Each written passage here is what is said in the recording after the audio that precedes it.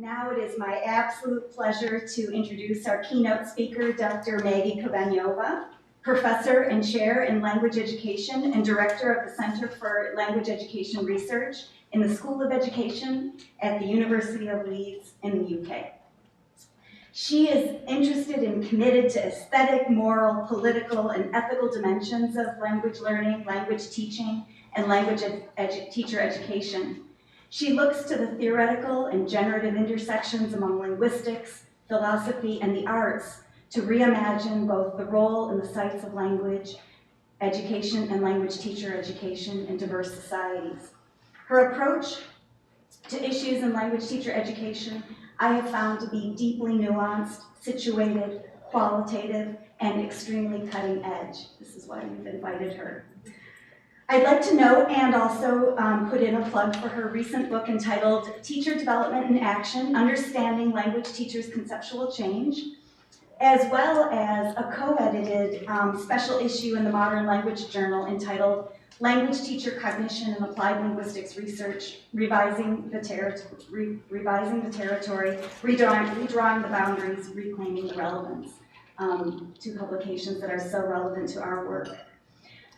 The first time I read Maggie's work was in 2008, and this was an article on research ethics in contemporary applied linguistics, another piece of hers that I would strongly recommend. I use this piece over and over and over again in my classes with emerging scholars, and I've appreciated so much the conversations that it has inspired with regard to macro and micro-ethical perspectives in situated research, not just language teaching, or not just language teacher education, but in general in applied linguistics. I so admire Maggie's commitments to ethics, the beautiful ways she writes about ethical issues in our field, and of course the deep work that she's done in terms of thinking about language teacher thinking, language teacher sense-making, language teacher learning, how teachers work through the spaces of possibility, given the roles and the responsibilities that they have in classrooms, where they find inspiration and creativity, how their identities matter, in particular their faith-based identities and their emotions. Her work I find to be fearless and honest and extremely hopeful. And I would just like to ask you to please help me welcome Dr. Maggie Kubanyiova.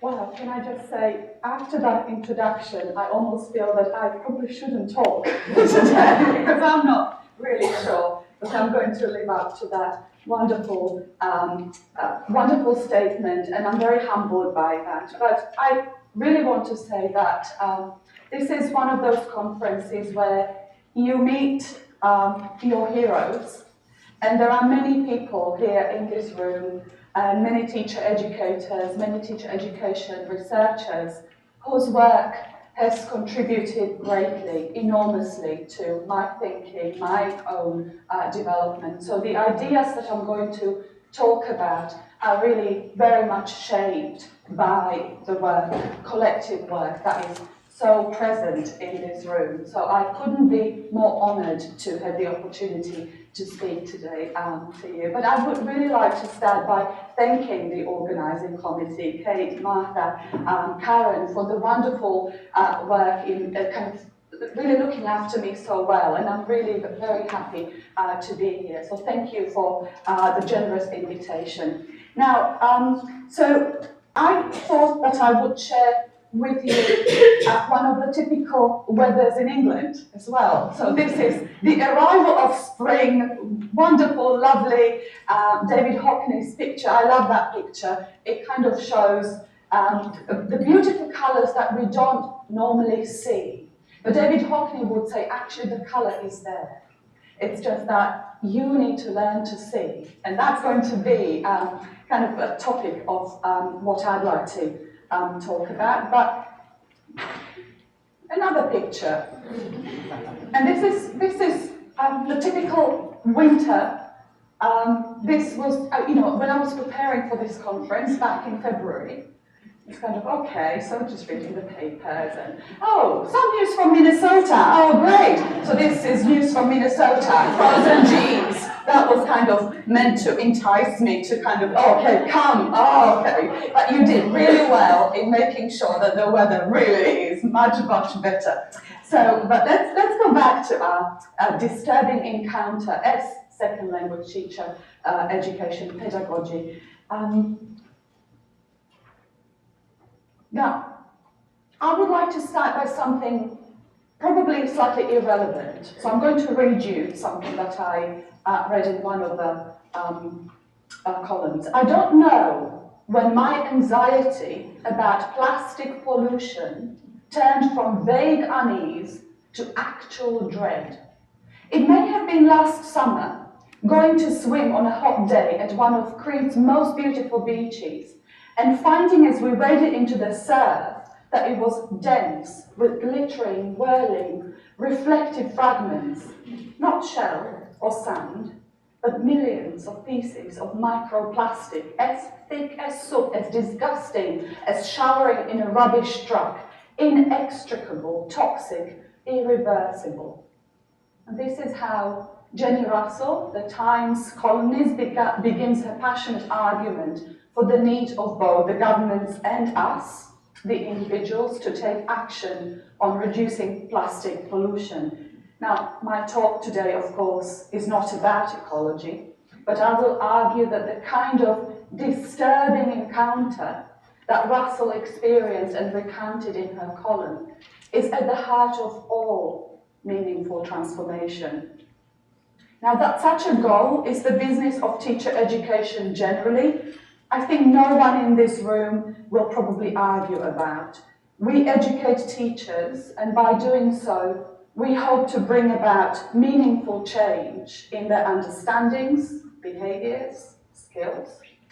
But as those who are charged with preparing language educators, I think we have an added task to ponder what language means in people's lives and in civil society, and what the outcome of that pondering may mean for the work of language teacher education.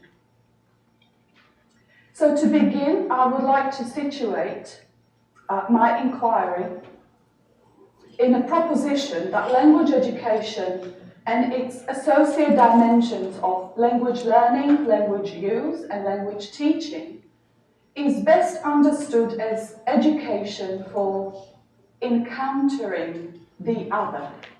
So this is the expression that I'm using to make a connection between the work we do as language teachers, language educators, and the wider picture in society. So encountering the other. Now, I have made this empirical as well as theoretical argument elsewhere, so I will not go into much detail about this, but at the same time, I would also not want to ask you to take my word for it. So instead, I would like to invite you to indulge with me in an exploration of the storybook that I have assembled for the purposes of today's talk. Now, it contains stories, snippets, and anecdotes from a range of characters. Some come to us with their real names and faces, others represented through researchers' lens, and yet others have come to life through the pens of fiction writers. Now, they all challenge us, I think, to ponder the different faces of language education, and I trust that you will feel able to make connections with the context of your own work and inquiry.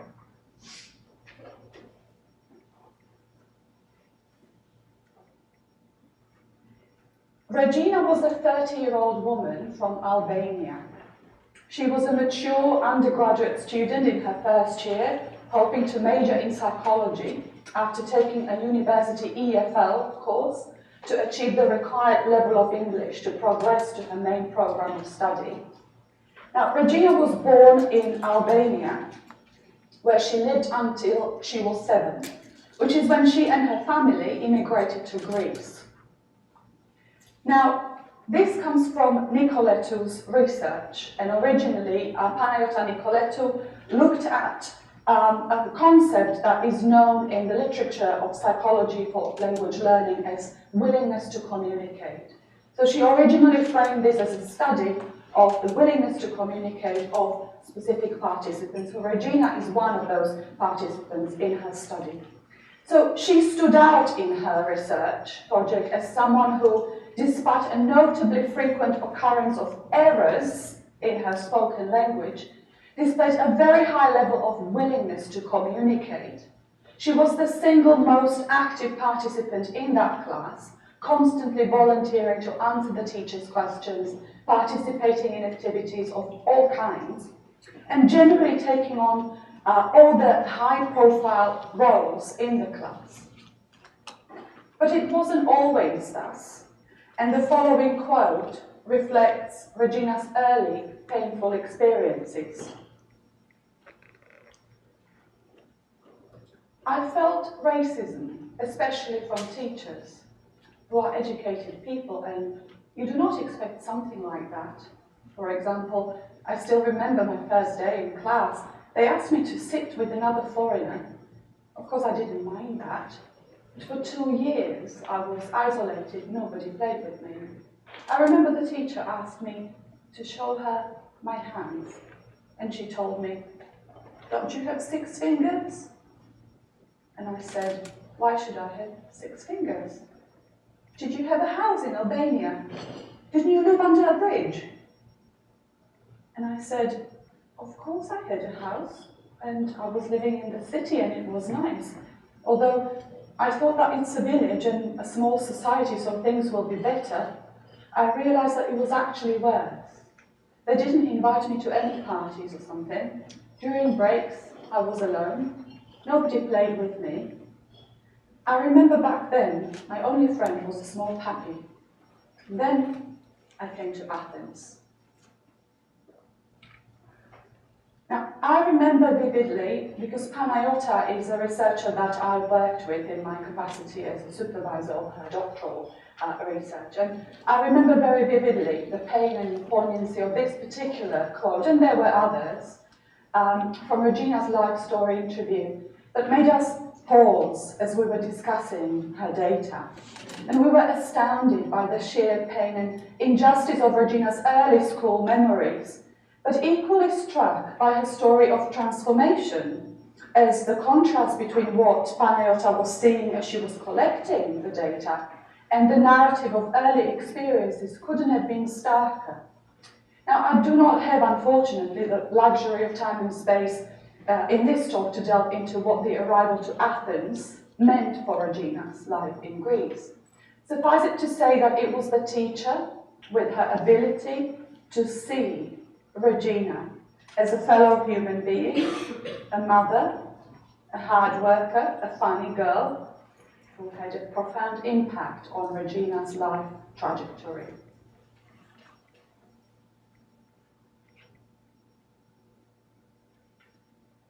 Now, the next story comes from a published collection, edited by a young, enthusiastic teacher in Slovakia, who decided to take a career break and participate in a program called Teach for Slovakia. Now, the program is run by an NGO in Slovakia aimed at encouraging young professionals to offer their skills, knowledge and passion and work as teachers for a period of 2 years in schools in difficult circumstances.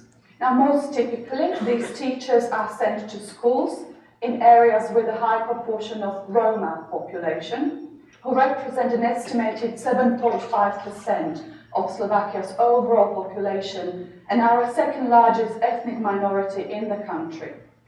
Now, to graduate from this program, Teach for Slovakia teachers are asked to pursue a project of their choice that they believe can make a genuine difference to the people in their host communities. Now, we are looking at an outcome of such a project. So this is a book, collected edition, containing stories of various children in that school. They tell their stories and they are collected in this little book. So I'll just give you a translation of what what Katarina, a Roma pupil in a rural school in Slovakia, is saying about her experience. Now, these stories offer testimonies of resilience in the face of adversity and are intended as a kernel of hope and future vision to other Roma children. Now, this is because a typical educational trajectory of these children ends with, and often even before, the completion of their basic education, severely diminishing their career prospects. Now, those of you here, and I really don't know whether there are people who have some connections or familiarity with this context, will probably agree when I say that the country's, Slovakia's relationship with the Roma community is a difficult and unresolved one. Now, this is why the effort that has gone into the production of this volume and that gives voice and face to people who have been systematically erased from the public consciousness, must be applauded and welcomed with open arms. And yet, on close reading, I think the story also suggests some really quite dark undertones. So it is not just a story of the resilience of a child. It suggests that the issues associated with the underachievement of Roma children in Slovakia and in this school in particular are very complex and very complicated. Language is part of that problem because, for example, children in schools are very often received to what is called a reception year, or kind of year zero of their basic education.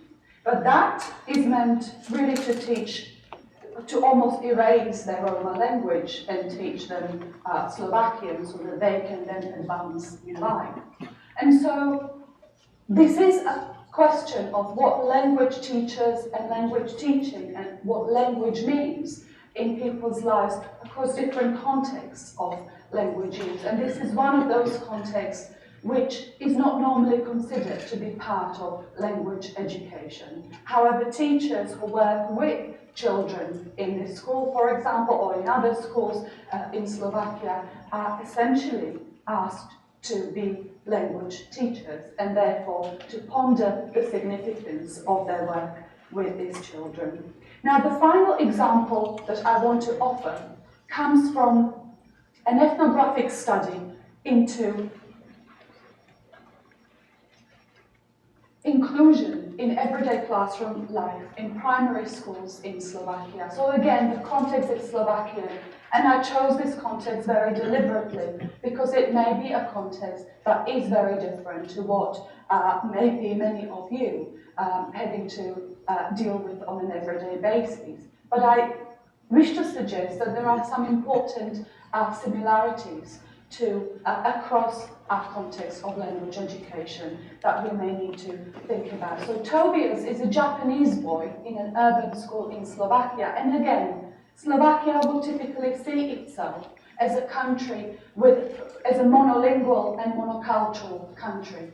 But it couldn't be further from the truth because, for example, there is a very large group of emerging communities who have arrived as a result of, for example, growing industry in Slovakia. And so there are families of Korean, Japanese families, children being integrated in the school, in the schools in Slovakia. So Tobias is one of those children. And here I will show you one excerpt from ethnographic data from Husar's study, from this ethnographic study. It spread over the different regions of Slovakia, and so this is just one example of what happens in those classrooms. So his name, Tobias, is Japanese and doesn't speak Slovak well, is used by pupils in the classroom as a synonym of clumsiness, lack of intelligence or cleverness. The teacher does not intervene in this practice, even though Tobias is present and can hear it. The teacher answers pupils' questions. They are trying to complete a task. She is walking from pupil to pupil and helping them.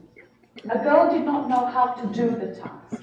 Now, Felix and Bistrik, names of two boys, are saying that she is like Tobias. Be strict to Felix, who is assessed as having special educational needs. You too are like Tobias. You are like Tobias. So Tobias has become, Tobias, who is a speaker of Japanese as a first language, Slovakian as a second language, who attends mainstream education in Slovakia. This child has been picked up as a synonym of somebody who doesn't have a clue, who is not clever enough, who is not good enough. Now, of course, Tobias has his own ways of coping with that, has found his own humorous, sometimes, ways of dealing with that. But as these examples have shown, language use and language learning and language education encompass a whole range of contexts in which issues of what that language education may mean for these people are open to our consideration as language teacher educators. Now,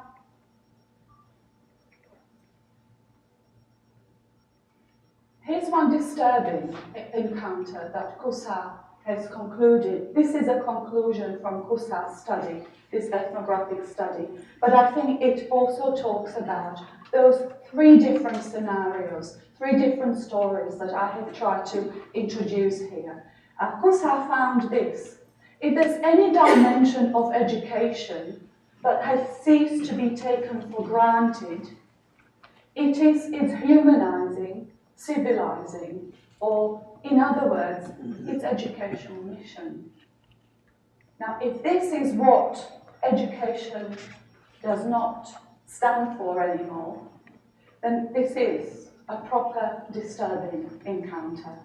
So for us in this room, there's maybe sufficient reason for us to start thinking about how we need to look at our work as teacher educators. What do we need to do in our classrooms in order for teachers to develop a sense of different circumstances, different pains, and different pleasures that people experience when they use languages other than their mother tongue, for example. So, now, I am fully aware that I can't possibly hope within the constraints of this plenary to somehow justify, let alone represent, as fully as I would have liked, the lives of Regina, Tobias, or Katerina. They are really anecdotes. They come from fuller pictures, stories, and we really need to understand the circumstances and context of their lives in order to appreciate the essence of what the issues were that they were dealing with. Now, the stories have been told, of course, for a variety of purposes as well, and not all of them for research, but all point to complex conditions under which people learn, use, or teach language. And I think it's probably relatively uncontroversial to say that the job of language teachers is not so much to teach the language in its abstract, isolated, and context-free form, if there is such a thing, as it is to teach people to meet other people. Now, the word other in this sentence is more than a mere grammatical choice on my part. It has a crucial symbolic meaning for language education as a whole.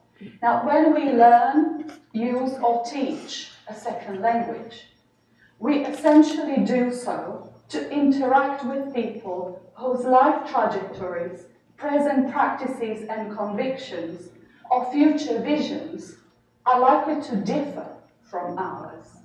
In essence, we use L2 to communicate with people who are not like us. They are the other. And everything hangs on how we learn to talk about, see, and ultimately encounter the other. And so this is where disturbing encounters are important, because they can return us to our senses, sometimes literally and sometimes also metaphorically.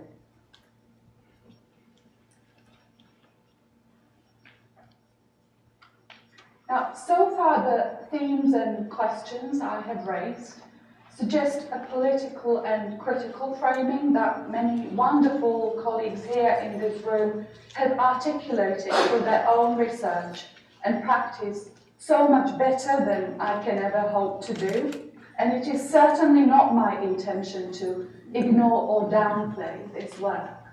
But when I talk about meaningful language pedagogy, I wish to foreground the need to cultivate in teachers what I have termed a responsive stance.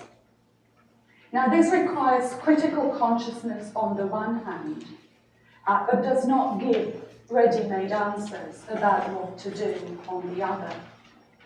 Now, as Alice Oxford, and I had a nice picture there, which you can't see, unfortunately, for whatever reason, so look her up. But Alice Oxford, an English poet, known for her acute observations of the natural world, when she was asked whether she is political, because her poem certainly suggests that she is, she said, I have views, I think this or that, but I have to see whether the poem thinks that too. And this is what I mean by a responsive stance. We can have a very particular view of where things should be. But I'm wondering what it takes for some of those teachers in the stories I have recounted, what it takes for them to see what's happening. For example, what does it take for a teacher of Regina to realize that her discourse reflects some of the very harmful ideologies prevalent in that context, but that it has already seeped into her interactions with the child and may have had a profound impact on her life opportunities. So what does it take to see that there are people who need the teacher's attention? You will remember, for example, if you've seen, I'm sure that you have seen the movie Billy Elliot. Yeah, and so Billy Elliot goes for an audition, and he does really badly, really quite badly. He is a good dancer, right? We all know it. We have the benefit of that knowledge. We know he's passionate and he is good. But that context is very constrained and does not allow him to perform to the best of his abilities. And as he is packing his stuff, there's this one member of the panel who asks, Billy, tell us, how does it feel when you're dancing? Silence, and Billy said, I don't know. That's that one, right? But then he starts. You know, when I'm dancing, the world disappears. I disappear. And it all just flows. I'm making this up. That's probably very different words. But that already gave a sense to that panel member, here's somebody who is looking at this very differently, who has already experienced what it means to dance. Now, my question, how did she know that? How did she know to ask that one last question? Where does this intuition come from, which helps you to see that child, there's something there that I need to bring out? How does the teacher do it? And how do we help teachers to do it? How do we cultivate this responsive stance is the kind of quest that I've been on. Now,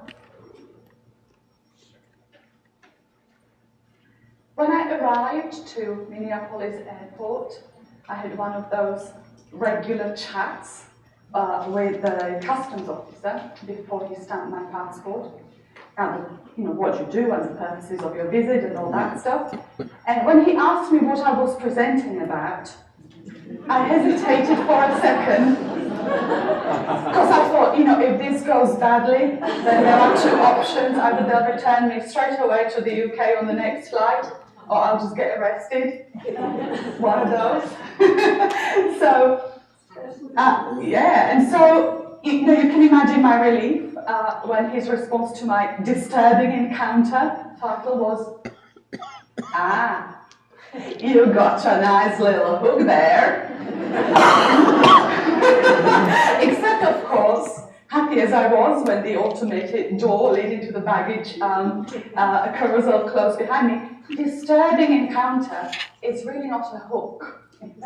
Now, it seems to me that these, and some people have called it, and I really like this term, ontological insecurity, or this epistemological shuddering. And of course, there are many colleagues in the room who have also conceptualized it in various ways. Cognitive dissonance, emotional dissonance, creative tension, all those terms represent this one moment, this one big thing, which I believe is essential for all of us to change, to learn, to develop.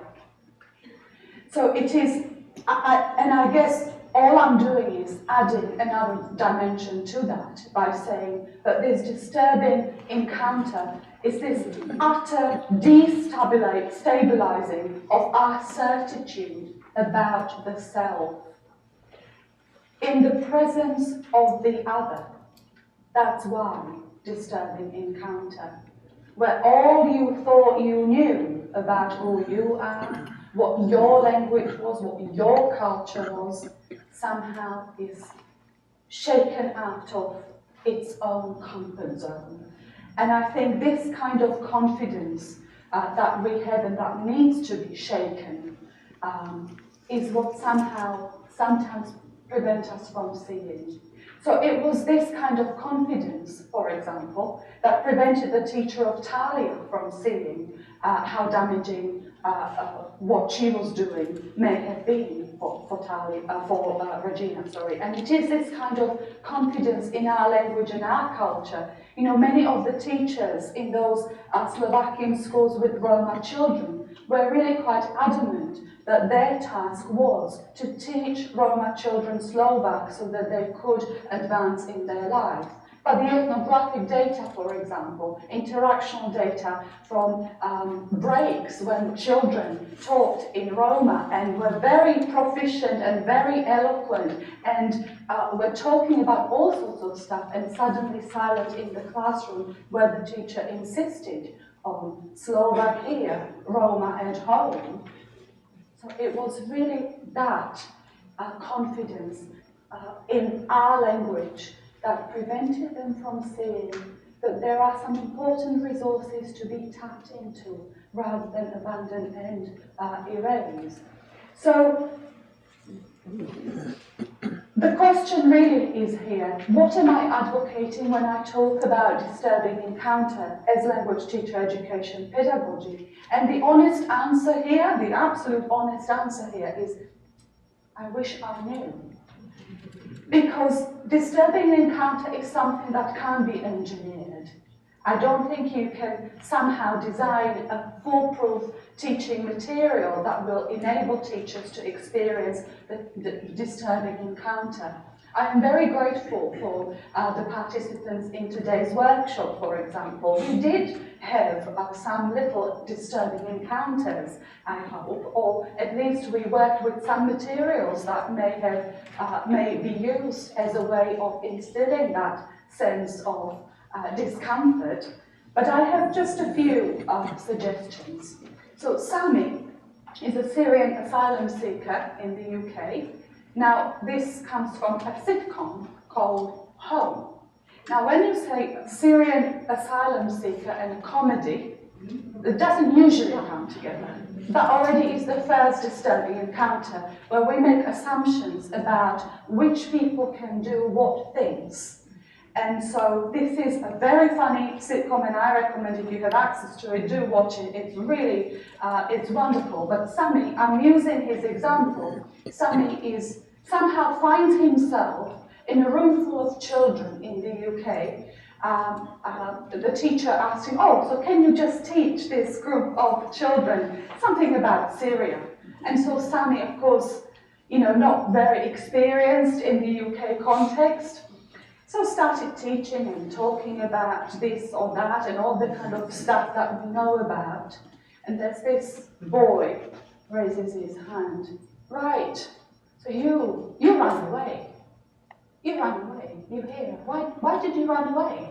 You're a coward. So I said, oh, okay.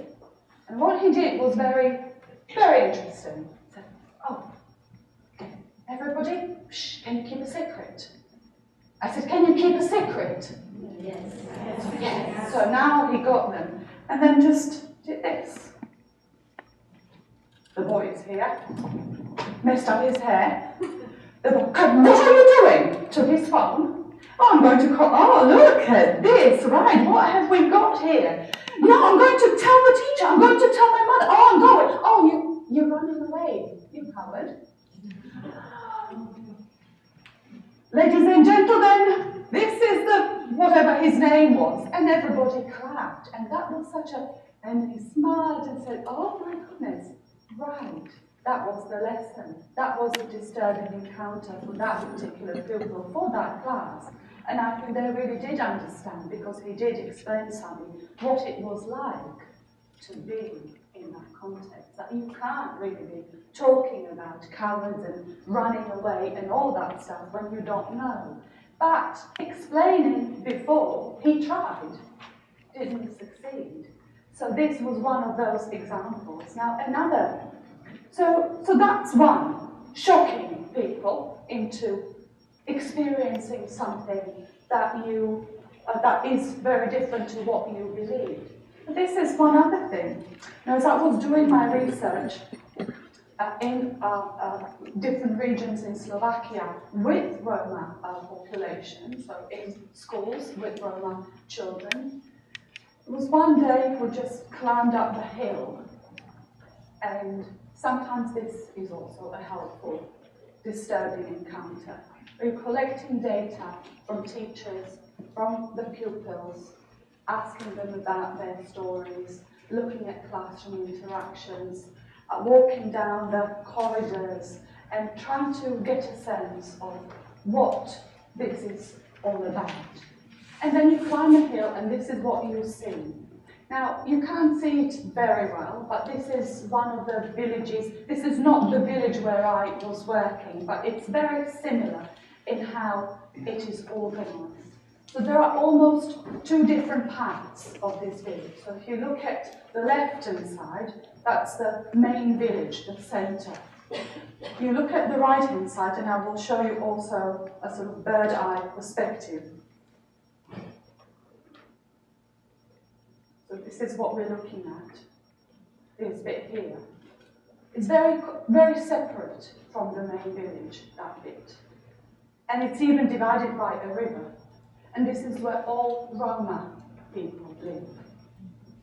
And you suddenly begin to realize that when teachers and other people associated with the school or the village talk about integrating socially disadvantaged groups, then you begin to see actually there is this huge paradox. On the one hand, we are trying to invite people in, but on the other, as a village, we have really given up on a community. We have almost like, this is where you will be, and it's no longer our responsibility.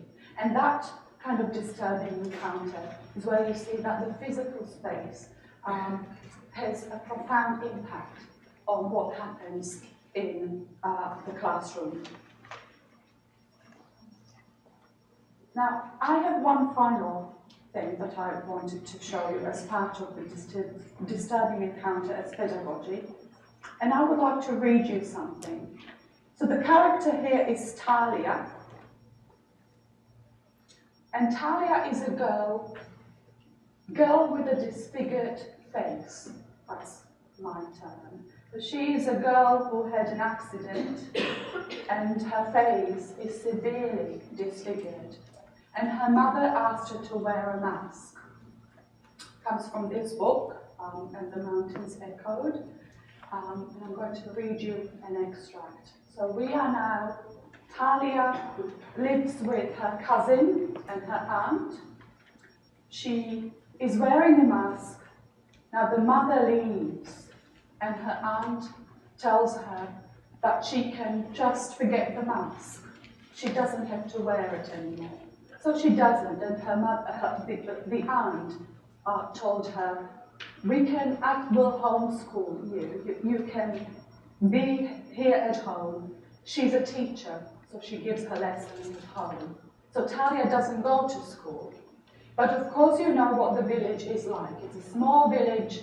Children are very curious and become really quite nasty. Everyone wants to see the herd of this monster.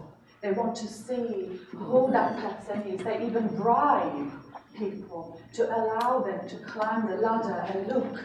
And it's just become really quite terrible. And so this is where we are in the story. And this is the cousin who speaks. In the end, I had to tell Mama. A deep red flush marched up her face when she heard. She clenched her teeth. The next morning, she had our books and 2 sandwiches ready on the table. Talia understood before I did, and she curled up like a leaf. Her protest started when it came time to leave. Aunt Odie, no!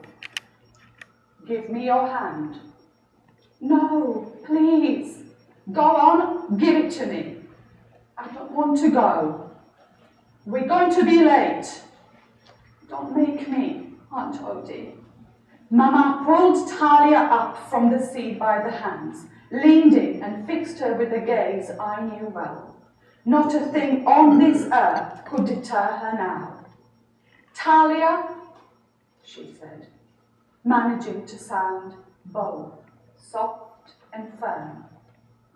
I am not ashamed of you. We set out, the 3 of us. Mama with her lips pursed, pushing forward like she was ploughing against a fierce wind, her feet working quick, mincing little steps. People gawked and gasped as we blew past them along the winding footpaths. They stopped to stare. Some of them pointed. I tried not to look. There were a blur of pale faces and open mouths in the corners of my vision. In the schoolyard, children parted to let us pass. I heard some girls scream. Mama rolled through them like a bowling ball through pins, all but dragging Talia behind her. She shoved and pushed her way to the corner of the yard where there was a bench. She climbed the bench,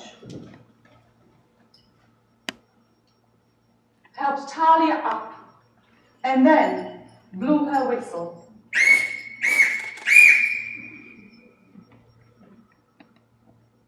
A hush fell over the yard. This is Talia Giannakos, Mama cried. As of today, she paused. Whoever is crying, shut your mouth before I give you reason to. Now, as of today, Talia is a student at this school. I expect all of you to treat her with decency and good manners. If I hear rumors of taunting, I will find you, and I will make you sorry. You know I will. I have no more to say about this business. She climbed down from the bench, and holding Talia's hand, headed toward the classroom. From that day forth, Talia never again wore the mask, either in public or at home.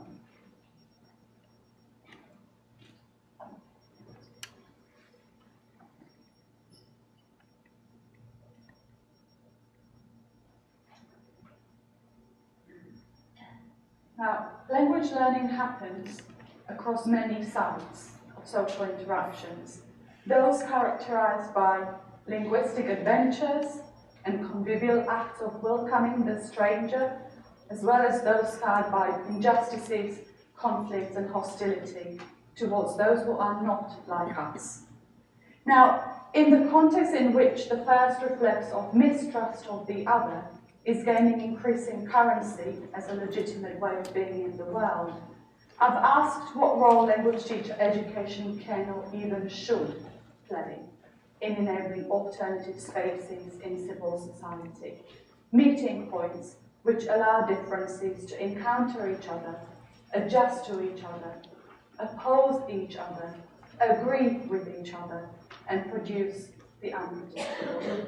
So I'm just going to really borrow the words of Toni Morrison, who talks about a disturbing encounter as probably the only way that may help us to deal with the destabilizing pressures and forces of the transglobal trade of peoples. Pressures that can make us cling manically to our own cultures, languages, while dismissing others. Pressures that can make us deny the foreigner in ourselves and make us resist to the death, the commonness of humanity. Now, I think the stakes are high and the task is enormous. And what is to say that we as language teacher educators don't have a role to play. Thank you very much.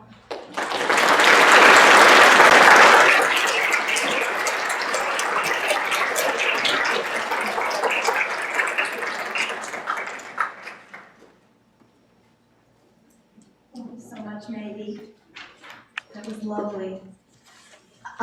We have about 10 or 15 minutes for questions. If anybody would like to ask Maggie something or offer a reflection.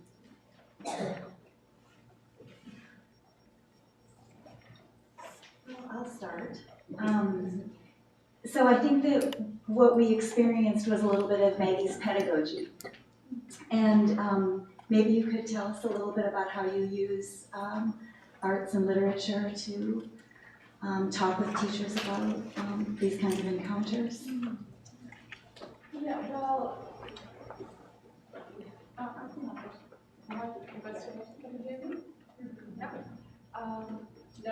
No.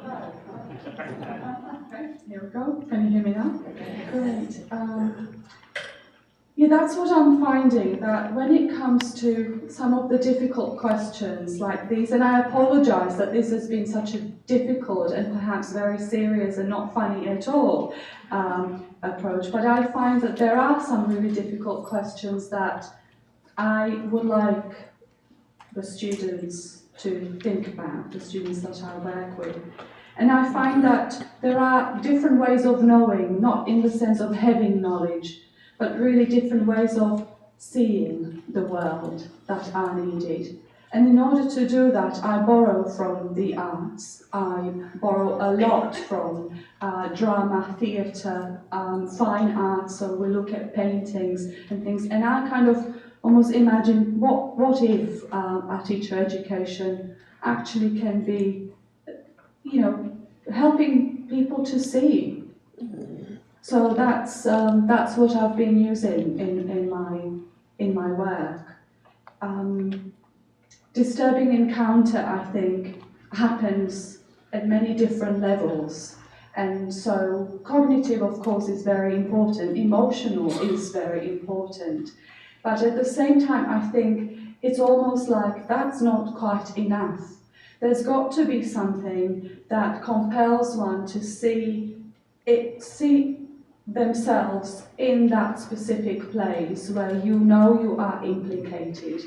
If you don't feel you're implicated, then it's very difficult for any change to take place. And I think arts have the power to help people to kind of draw their emotional, cognitive and moral sensibilities into the picture in ways that are very unpredictable, and so that is one of those other things that I can't possibly measure the impact of the activities that I do, but I can only hope that they will create a space that will tap into those different ways of knowing of teachers, and maybe one day, maybe not tomorrow, but maybe one day, something will come back to them when they are in that classroom and facing that difficult situation. I need a microphone. I don't know if you can hear me. Okay. Well, yeah, she said I should use my teacher voice all the time. Congratulations. It's beautiful, your work. I really liked it. I really enjoyed it. And it has a lot to do with, I think everybody can connect with that nowadays, with the diversity that we have in the classrooms and the challenges, the different cultures and different social, cultural contexts that come into the classroom. But I would like to hear from you about the burden that it is for teachers to deal with that, right? Because teachers have to deal with so much every day, right? In all senses. Language teachers as well, and sometimes mainly, right? So I would like to hear from you about that, right? About this pedagogy and how this could help somehow teachers deal with this burden. Yeah, thank you. It's a very important question. And I totally appreciate the many different demands that are coming from all corners excuse me, on teachers. Yes, teachers are made responsible for every social ill. And I guess I'm not really arguing that we should be adding another set of responsibilities to the work of teachers.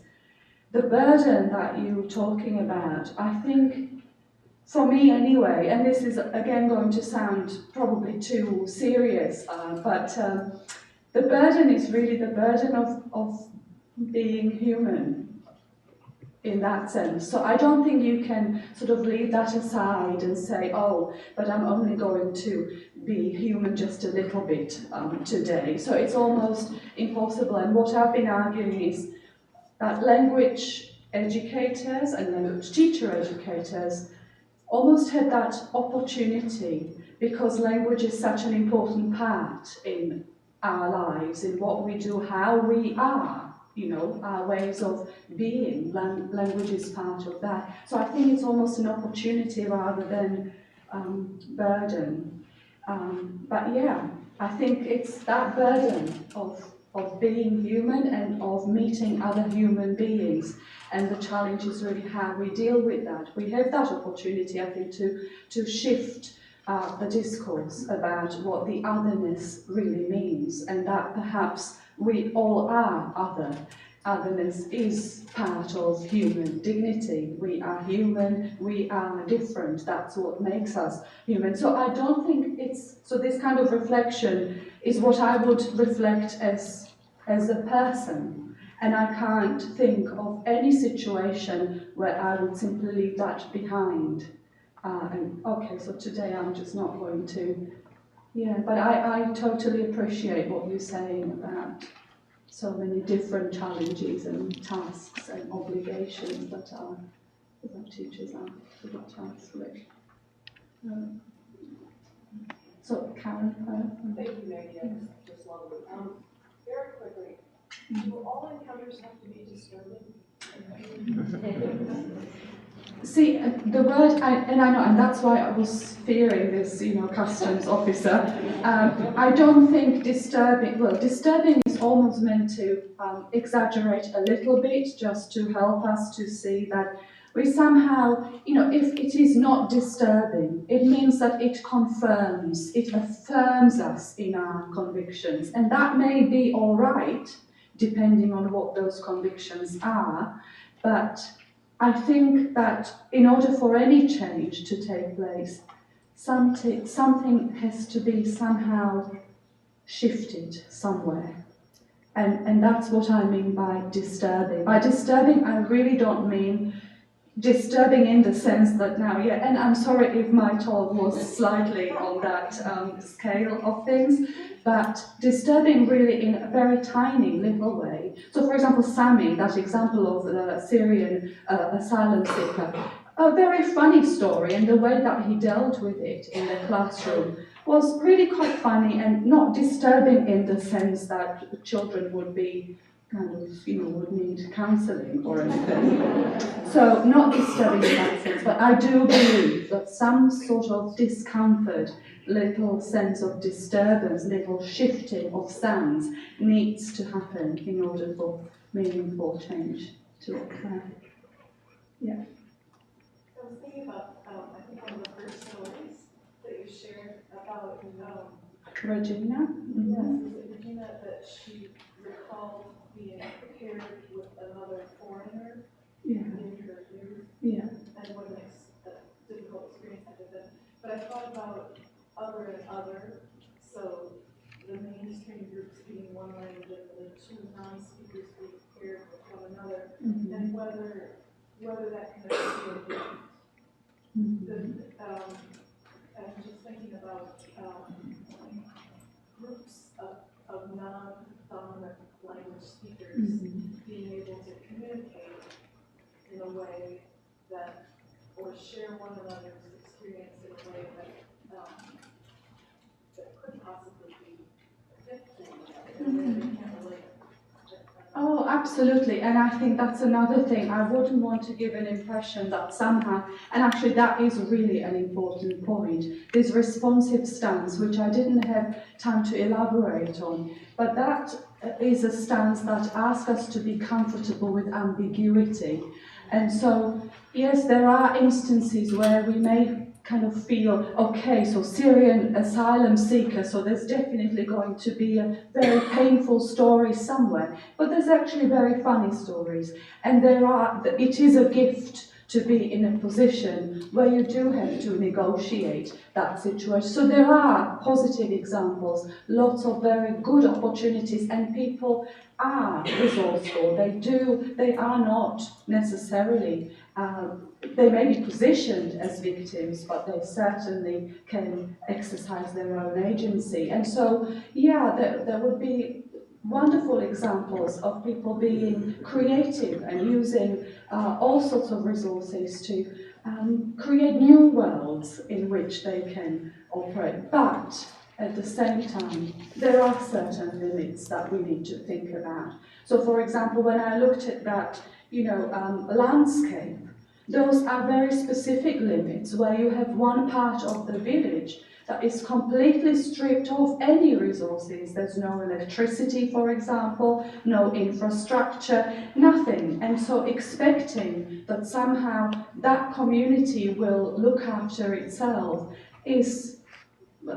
that's a very painful realization, where you see that the division is very stark, and that structural issue is going to impact. But at the same time, yes, lots of creative opportunities, as you suggested, absolutely. Yeah. The stories that you provided today seem to have come from the perspective of the students. You did mention that from some of the teachers, I think in the village, that they have a perspective of what their role is to try to help their students learn the local language. And I wonder if you have any other information from the teachers' perspectives, because, and maybe it's that the division of the village that you're talking about that is causing this question for you, because it seems like, kind of going back to the first question asked, where the teachers are coming from and the culture and the community that they live in seems to be an important part of this. I wonder if you have any data on that. But yeah, so there's lots of data on teachers' perspectives, teachers' understandings of their role, teachers' commentary on the situation. I just don't want to sort of run the risk of simplifying things here when I say certain things about the teachers. But yes, so there's plenty of data. So for example, many of the teachers, well, the majority of them come from the majority population, but there are teacher assistants who come from the Roma community. But and again, the policy around the role of teacher assistants in schools is very problematic, but there are some positive signs. So, yeah, I mean, the teacher's background certainly influences how they view things, but I would like to say here that this is part of a wider political discourse as well, and of course teachers are not somehow separate from it. So what I wouldn't want to do is somehow blame a particular group of people for anything. I think that disturbing encounter that I was talking about, when you look at how things are physically organized, that could be a starting point for some of those teachers to start thinking slightly differently. But yeah, no, I think I will not say more about this because it is quite problematic. But yeah, we can have a chat afterwards about this. But there's plenty of data, especially in Kusa's study, the third story, Tobias. So there are some examples from schools with Roma children and teachers talking about, and also some interactional data where you see teachers' action as well. So yeah, definitely.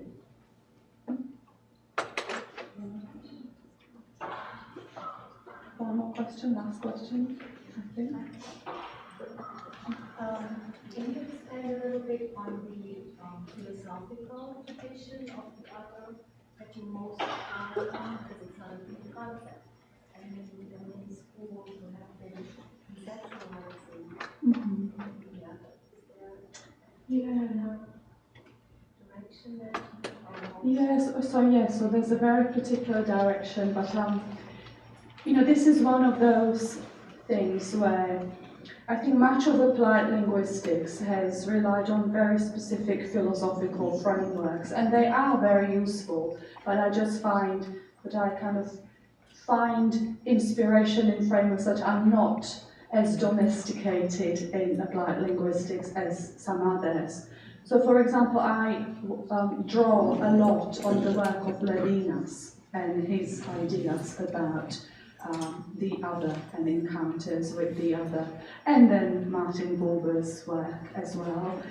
So there are philosophers in anthropological philosophy that I would go to for ideas about.